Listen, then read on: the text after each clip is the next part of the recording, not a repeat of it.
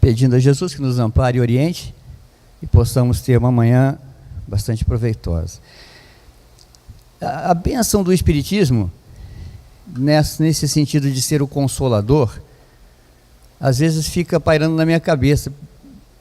Tem palavras que nos passam ao largo, né? Algumas delas me pegam e eu gosto de ficar pensando nelas. Consolador, né? Quando se fala do consolador no Espiritismo.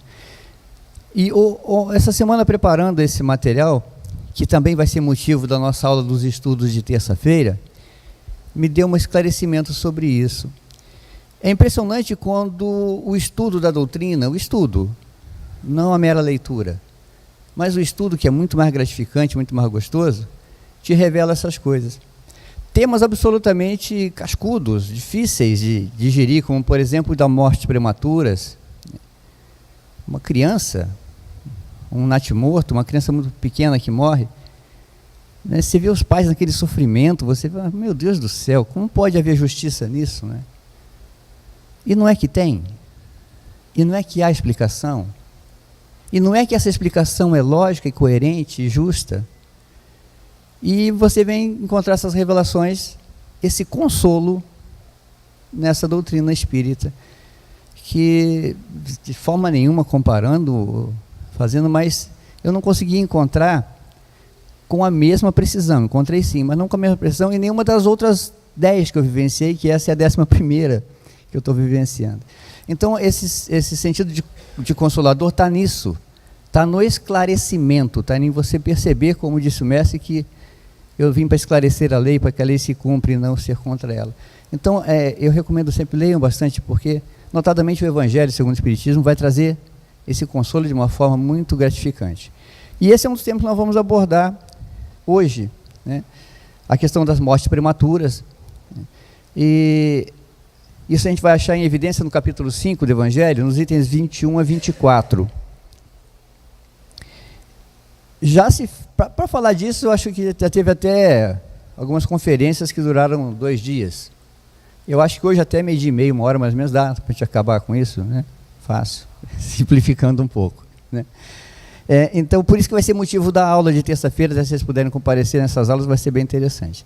Mas nós fizemos assim, uma síntese mesmo, nos atendo exclusivamente ao que está no Evangelho, a mensagem de 3 espíritos que abordam esse assunto de uma maneira muito esclarecedora, muito consoladora, com algumas pequenas observações. Mas, de linhas gerais,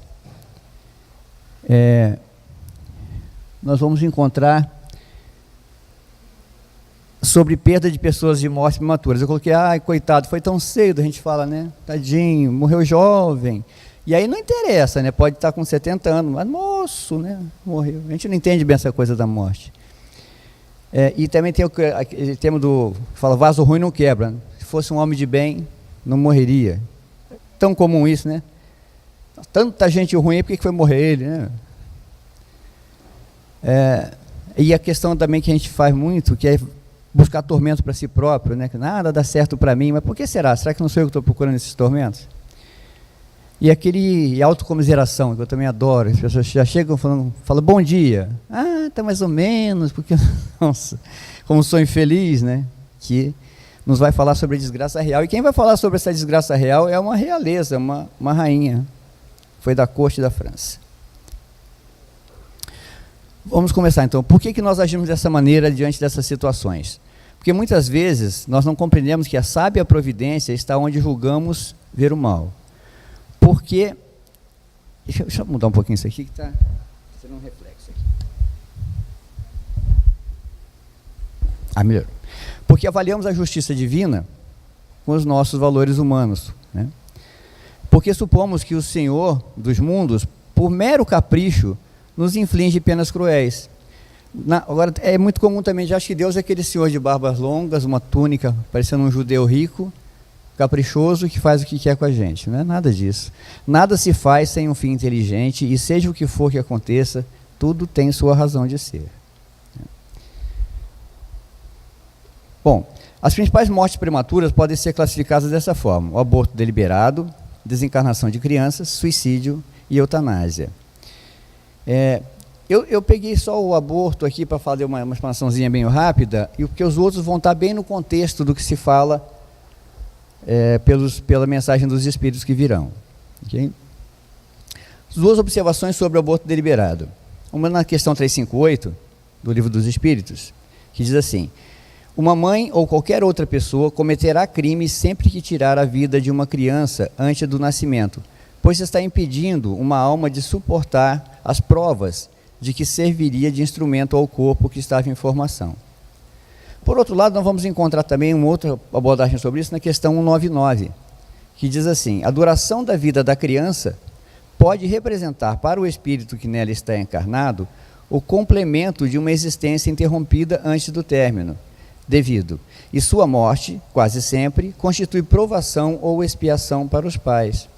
Então tem duas questões aí: o aborto provocado intencionalmente por uma mulher vai causar isso, né? Às vezes nem sempre pela vontade da mulher, às vezes imposta até pela sociedade ou pelo companheiro que não quer de forma nenhuma. Ela acaba sendo subjugada a fazer isso, mas mesmo assim a decisão acaba sempre sendo dela. Nesse caso, há sim a penalidade. Mas há o caso do aborto espontâneo, por exemplo, que não foi provocado, né? Aí incorre nessa questão 199 aqui.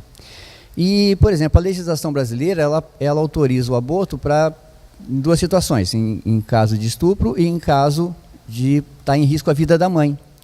E tem uma curiosidade aí: essa aprovação da lei que autoriza a mulher a fazer aborto em caso de risco de vida da própria mãe, ela foi reverenciada por uma questão do Livro dos Espíritos, pela 359. É a questão seguinte que ela fala disso. Ela fala que no caso de se tiver que optar por uma vida, que se seja preservada a vida que já existe em relação a que vai existir. É tratado com muito mais zelo do que eu estou simplificando aqui, mas na questão 359 fala disso e foi uma das referências para que se aprovasse isso num artigo de lei no Brasil. Na questão da mulher que opta pela... Observação? A questão o estupro é porque, assim como de autorizar, a lei autoriza a questão do estupro e autoriza se a vida da mãe estiver em risco. A do estupro, um processo natural, se autoriza. Não. A única... Não, então, na verdade, assim, não é que a lei, quando da formatação da lei, essa questão 359 foi lida, foi colocada em plenário, olha, inclusive falando de religiões, do espiritismo, e citaram essa lei, né? Isso é bacana, saber que a doutrina espírita chegou lá no Congresso para que se discutisse essa lei, foi bacana. Desculpa, só, com relação à questão de preservar a vida já existente em detrimento de uma que ainda não existe. Em detrimento daquela que ainda não existe. Isso. Mas a questão do estupro, não. No Espiritismo isso não está contemplado. Não. E a lei nossa, sim. Né? Isso é só da legislação. A questão que eu estou falando aqui é exatamente só sobre essa questão da vida da mãe, que quando se discutia a lei foi colocado isso. Até porque há um movimento grande hoje, e isso tem me incomodado bastante, sobre a liberdade da mulher, poder, né, liberdade do aborto. Eu vi um movimento desse bem forte nos Estados Unidos, na França, na Inglaterra. É óbvio que a mulher tem direito, né, ao corpo e a fazer o que ela bem quer do corpo dela, da forma que bem entender. Mas eu vejo isso como uma outra forma. Se a mulher pensar o seguinte: eu não permito que façam do meu corpo o que querem, né?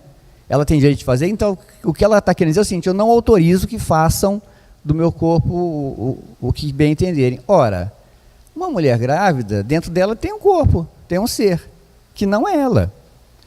Então ela não tem também o direito, né, de interferir nesse corpo da forma como ela bem achar. Então, quando se resolve por si só: eu não quero mais ter esse filho, que eu fiz, né, que eu, inconsciente ou inconsciente, que eu de alguma forma fiz, é bem delicado isso, mas pensar será que ela tem também o direito de interferir naquele corpo, que embora momentaneamente dentro do corpo dela é um outro corpo, né?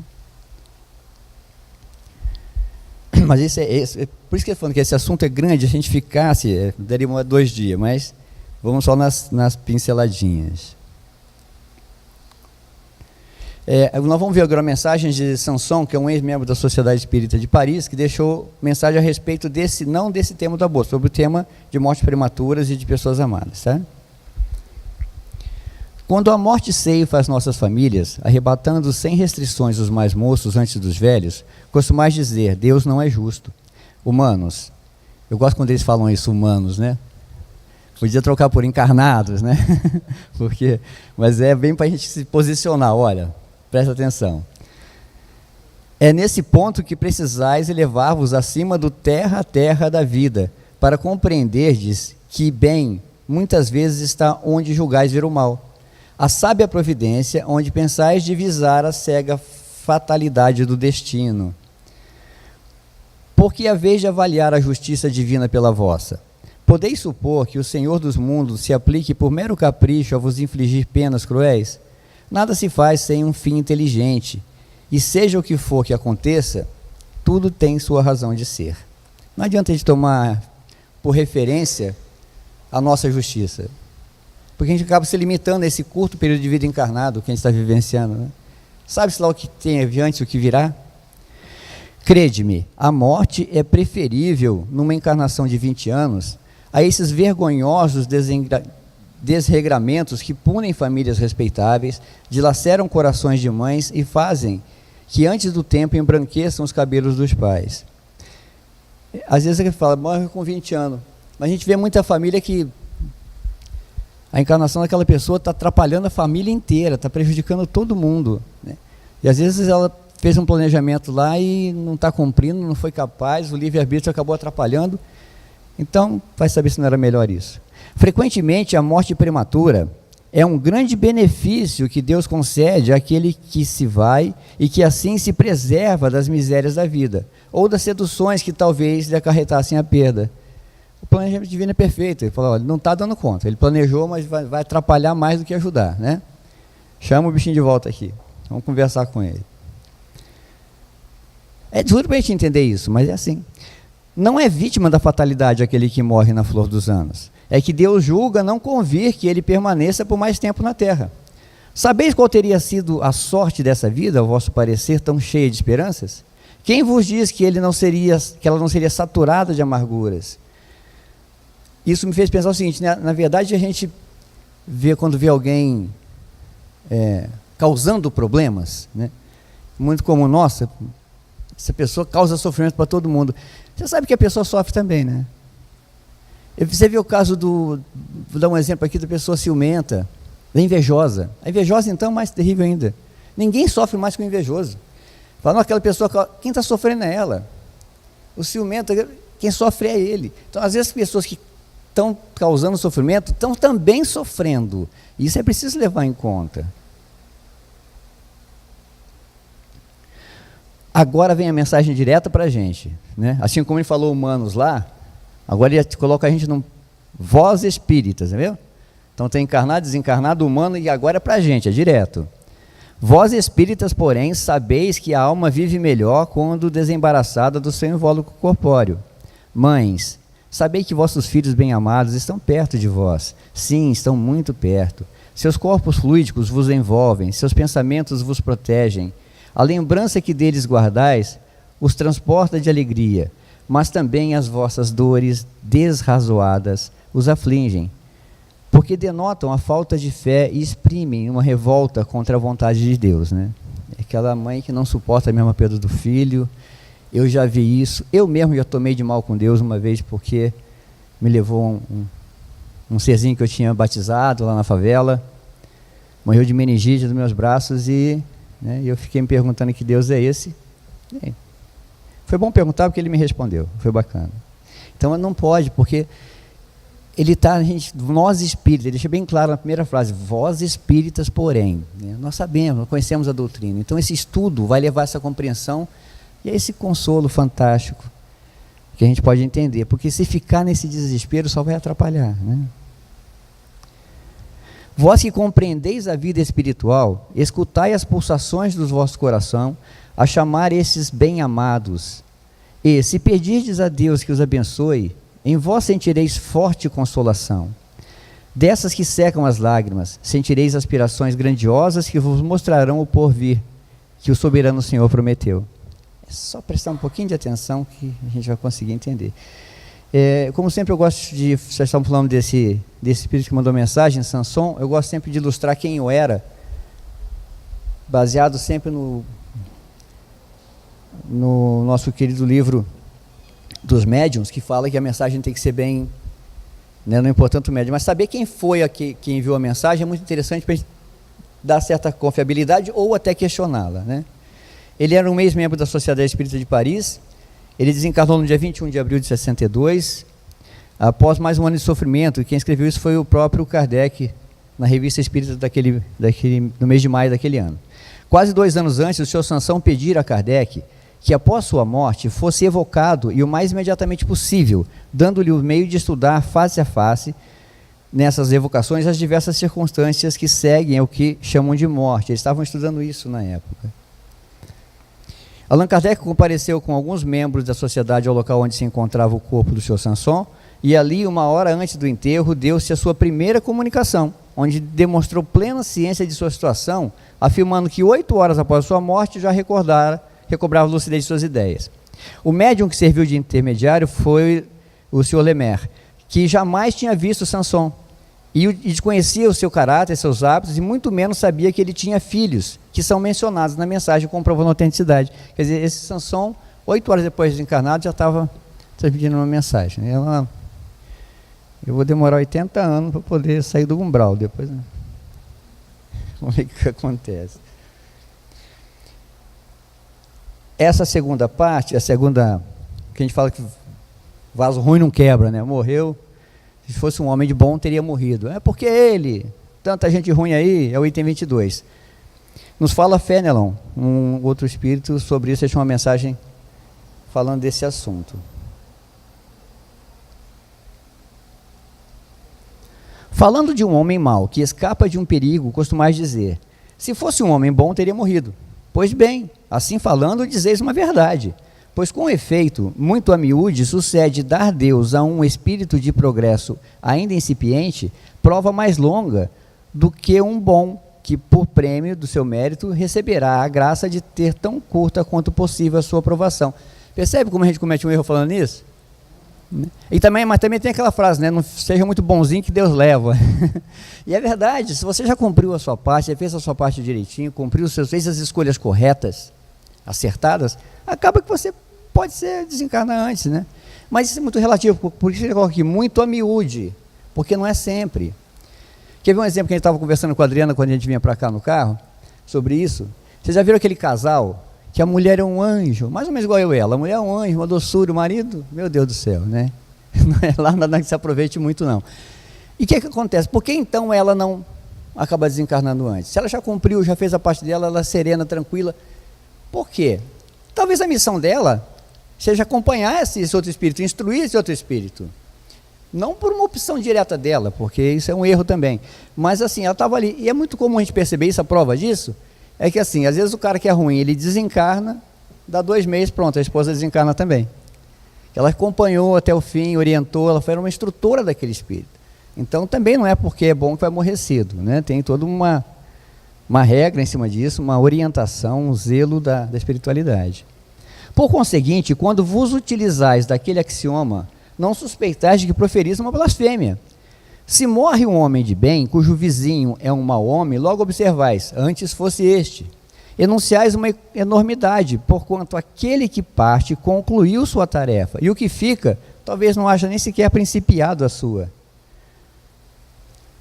Por que eu tenho a sensação que eles falam de mim nessas horas, né? Será que eu estou lendo uns trechos fora? Será que deve ter meu nome no livro do Espírito em algum lugar? Por que então haveríeis de querer que o mal faltasse tempo para terminá-lo e a que outro permanecesse preso à gleba terrestre? Não faz sentido, né? Vê como é diferente a questão da observação da espiritualidade, do plano espiritual da nossa terrena, a justiça, como a gente diferencia, que ele fala lá no começo, né? Porque para a gente parece uma grande injustiça, se você observar com um pouquinho mais de atenção, vê que não, pelo contrário. Que direis, se um prisioneiro que cumpriu a sentença contra ele pronunciada, fosse conservado no cárcere, ao mesmo tempo que restituísse a liberdade um que a esta ainda não tivesse direito? Não faz sentido.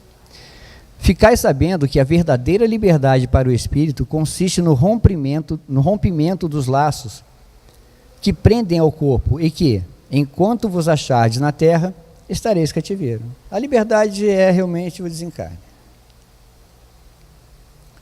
Habituai-vos a não censurar o que não podeis compreender e crede que Deus é justo em todas as coisas. Muitas vezes, o que vos parece um mal é um bem.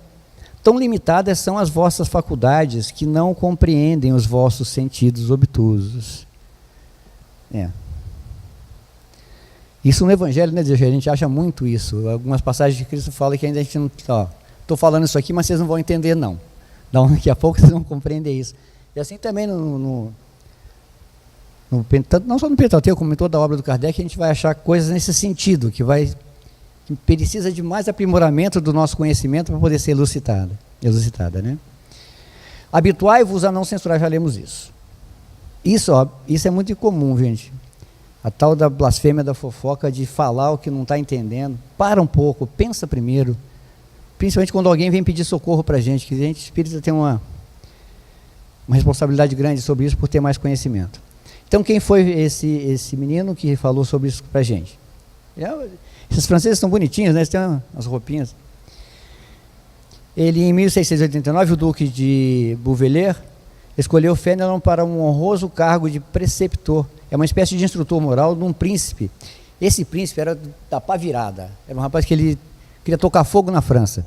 Ele precisava de alguém que corrigisse esse príncipe lá, então esse duque chamou o Fénelon para cuidar dele.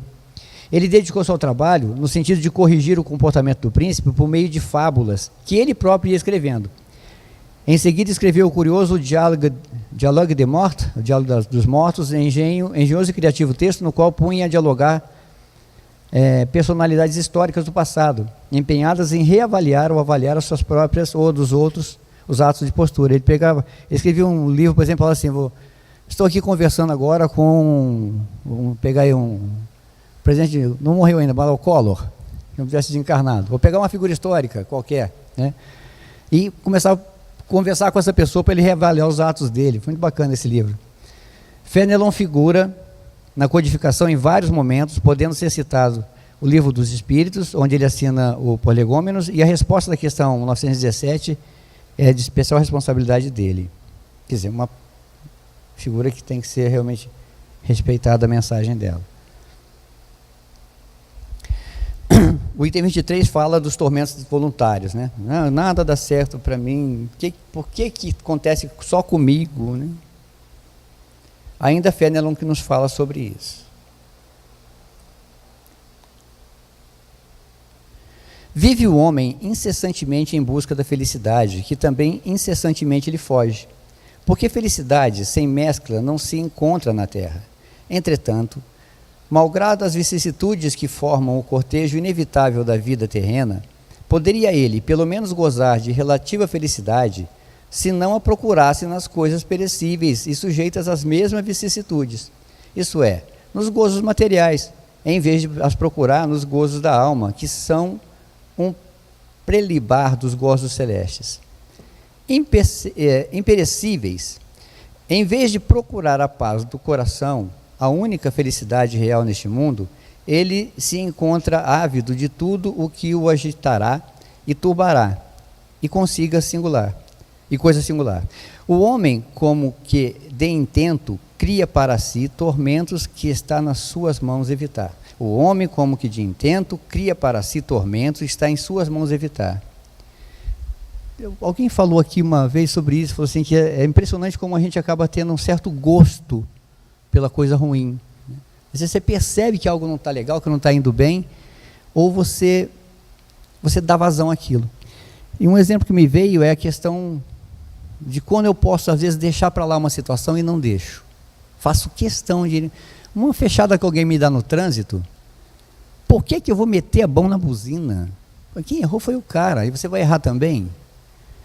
Mas eu quero fazer isso, eu quero dar uma buzinada bem forte, né? E ainda vou acelerar e passar perto dele e fazer assim... A gente tem um prazer em fazer isso. Não aconteceu nada, ele só te deu uma fechada. Deixa eu seguir em frente. Mas a gente tem esse pequeno gosto, a gente procura coisas. Isso é um exemplo assim, de cotidiano comum. Se você perceber nas nossas relações individuais, né? Você está lá no quarto e ouviu uma notícia na TV, uma frase que falou lá, e alguém fez um comentário. Bastou, eu não gostei desse comentário. É o comentário da pessoa, é o que ela pensa, né? Mas eu vou lá, faço questão de sair do meu quarto, paro o que eu estou lendo, levanto, vou lá, não concordo com e gera uma discussão. Esse pequeno gosto que a gente tem de fazer coisas ruins, que acabam atraindo a infelicidade. É o que Fenelon nos fala aqui, né? A gente fica buscando nessas coisas da terra. Ou eu vejo meu vizinho passando com uma roupa melhor que a minha, um carro melhor que o meu. Ou eu passo em frente a um restaurante que está cheio de gente e falo, a crise aí, olha a crise aí. Mas que é legal. Pelo menos as pessoas estão resolvendo a crise do dono do restaurante, já é uma coisa a menos para a gente reclamar. Então cuidado com isso, porque isso só traz infelicidade e a gente fica depois reclamando porque que não é feliz, né? Haverá maiores do que os que derivam da inveja e do ciúme? Para o invejoso e o ciumento não há repouso, estão perpetuamente febricitantes. O que não tem e os outros possuem, lhes causa insônia. Dão-lhes vertigem e êxito dos seus rivais. Toda emulação para eles se resume em eclipsar o que lhes estão próximos, e toda alegria em excitar nos que se lhe assemelham pela insensatez, a raiva, o ciúme que os devora. É aquilo que eu falei, ele acaba sofrendo mais do que os outros, né? Porque ele vive só para isso, em vez de viver a própria vida. Né? Pobres e insensatos, com efeito que não imaginam sequer que amanhã, talvez, terão de largar todas essas frioleiras, cuja cobiça lhes envenena a vida. Não é a eles, de certo, que se aplica essas palavras, bem-aventurados os aflitos. Não é esse tipo de aflição, né? Eu lembro bem, eu estou sofrendo, vou me dar bem porque está lá bem-aventurados os aflitos. Não, pois que serão consolados. Visto que suas preocupações não são aquelas que têm no céu, as compensações merecidas. Que os tormentos, ao contrário, se poupa aquele que sabe contentar-se com o que tem, que nota sem inveja o que não possui e que não procura parecer mais do que é. Essas pessoas sim, pode ser as aflições que vão ser consoladas, as outras não. Esse é sempre rico, porquanto se olha para baixo de si e não para cima. Vê sempre criaturas que têm menos do que ele. É calmo porque não cria para si necessidades quiméricas. E não será uma felicidade a calma em meio de tempestades da vida? Escrito em 1860. São pequenas verdades óbvias, né, que às vezes a gente acaba deixando passar. Eu não sei porque que eu fiz isso aqui, mas só entrou depois. Ainda vou aprender. E o item 24, que é o último, é que eu falo, vai ser essa Émile Desjardins. Ela era da corte francesa, essa senhora. Casada, frequentava a corte, não era realeza, ela frequentava, era uma pessoa que frequentava a corte, e depois desencarnada, ela conheceu o Victor Hugo, uma vida bem jornalista, mulher à frente do tempo dela, e vai falar sobre o que a gente chama de desgraça real, falar da real desgraça, que a gente fala, que desgraça, o que é realmente desgraça, né? Toda a gente fala da desgraça, toda a gente já a sentiu, e julga conhecer-lhe o caráter múltiplo. Venho eu dizer-vos que quase toda a gente se engana, e que a desgraça não é absolutamente o que os homens, isso é, os desgraçados, o supõem. Eles veem na miséria do fogão sem lume, no credor que ameaça, no berço que o anjo sorridente desapareceu, nas lágrimas, no féretro que se acompanha de cabeça descoberta e com o coração despedaçado, na angústia da traição, na desnudação do orgulho, que deseja envolver-se em púrpura ou mal, oculta a sua nudez sob os andrajos da vaidade. Tudo isso, e muitas outras mais, se dá o nome de desgraça na linguagem humana. Olha nós sendo chamados de humano de novo. Sim, é desgraça para os que só veem o presente. A verdadeira desgraça, porém, está nas consequências de um fato, mais do que no fato em si. Dizei-me se um acontecimento considerado ditoso na ocasião, mas que acarretará consequências funestas, não é realmente mais desgraçado do que outro que, a princípio, causa viva contrariedade e acaba produzindo o bem. Isso é bem comum também acontecer, né? O famoso mal que vem para o bem, né? E a gente não observa. Então, não classifica antes não, porque pode ser que isso se torne um bem, né? Vou revelar-vos a infelicidade sob uma nova forma, sob a forma bela e florida que acolheis e desejais com todas as veras de vossa alma iludida. A infelicidade é a alegria, é o prazer, é o tumulto, é a vã agitação, é a satisfação louca da vaidade, que fazem calar a consciência, que comprimem a ação do pensamento, que atordoam o homem com relação ao seu futuro. Que, pois, o Espiritismo vos esclareça e recoloque. Aqui ela já fala do Espiritismo em geral. Que, pois, o Espiritismo vos esclareça e recoloque para vós, sob verdadeiros prismas, a verdade e o erro, tão singularmente deformados pela vossa cegueira. Agireis então como bravos soldados que, longe de fugirem ao perigo, preferem as lutas dos combates arriscados, a paz que lhes não poderia dar a glória, nem promoção. Que importa ao soldado perder na refrega armas, bagagens e uniforme, desde que saia vencedor e com glória? Que importa ao que tem fé no futuro deixar no campo de batalha da vida a riqueza e o manto de carne, contanto que sua alma entre gloriosa no reino celeste? Delfine de Girardin, 1861. Essa é a mais curtinha delas, mas é curta e grossa, por isso que eu quis falar dela. Ela nasceu como Delphine Gay, em 26 de janeiro de 1804, o mesmo ano de Kardec, né? Em Paris, em 29 de julho de 1855. Casou-se com Émilie Girardin, jornalista e político francês, passando então a ser conhecida como senhora Émilie Girardin. Era positivamente grande médium inspirada. Desde o primeiro contato com as mesas girantes, ela se convenceu da veracidade das manifestações, teve a oportunidade de se encontrar com o professor Rivail pessoalmente. Amiga pessoal de Victor Hugo, os acontecimentos políticos do ano de 1851, e os exilados, porque eles foram exilados, né? O Victor Hugo com outros intelectuais da França acabaram sendo exilados. Fiel à amizade, ela decidiu levar os confortos moral aos pobres proscritos e lançou-se ao mar. Em 6 de setembro de 53, desembarcou em Jersey, uma pequena ilha de 116 quilômetros quadrados, onde ela reencontrou o Victor Hugo e a família. Olha o que aconteceu lá nessa ilha. Ela foi lá para visitar eles, e a hora do jantar ela narrou as notícias de Paris com entusiasmo e se referiu às mesas girantes. Na pequena ilha de Jersey, algumas tentativas já tinham sido feitas sem sucesso. Victor Hugo, cético, aderiu às reuniões somente para não desgostar a amiga. Finalmente, no domingo de 11 de setembro, a concentração e o silêncio foram recompensados, e uma comunicação aconteceu. Que comunicação foi essa?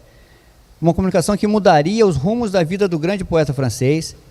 Quem lhe comunicou através da mesa foi nada mais, nada menos do que a sua filha Leopoldine, sua amada filha morta durante a lua de mel, afogada em um lago, num passeio de barco com o marido. Quer dizer, Victor Hugo está lá no exílio, porque nós devemos então as mensagens de Victor Hugo, os livros dele, à nossa querida Angeline aqui. Então a gente vê num apanhado bastante ligeiro desses 4 capítulos, transcrevendo o que nos ensinou a mensagem desses espíritos, que são muito esclarecedoras. Fica a mensagem o seguinte: não tem injustiça. Mas que a gente ache que algumas situações vão nos levar a uma injustiça, não dá para comportar a justiça divina com a nossa justiça terrena. Quando você se sentir revoltado, se sentir malgradado, ou realmente, porque tem situação que leva a isso, é comum, leva sim. Agora, cabe a nós, espíritas, com o esclarecimento, o consolo que nós temos da nossa doutrina, o conhecimento que nós podemos ter dela, entender que não dá para fazer isso. Pode se sentir assim, claro que sim, mas não dá para sair, a partir daí, maldizendo, esbravejando contra si mesmo, contra a própria doutrina. Não. Espera, pensa, reflete, busca a leitura. Se você digitar o que você está sentindo lá no computador, e vai aparecer uma mensagem a respeito disso. E talvez nem seja só do Espiritismo, não. Pode perfeitamente aparecer de outras religiões, né? Uma mensagem inspirada que venha nos orientar, ou que nos leve a nos consolar, tá? Mas o consolo maior, eu de todas que eu passei, vai encontrar realmente no Espiritismo.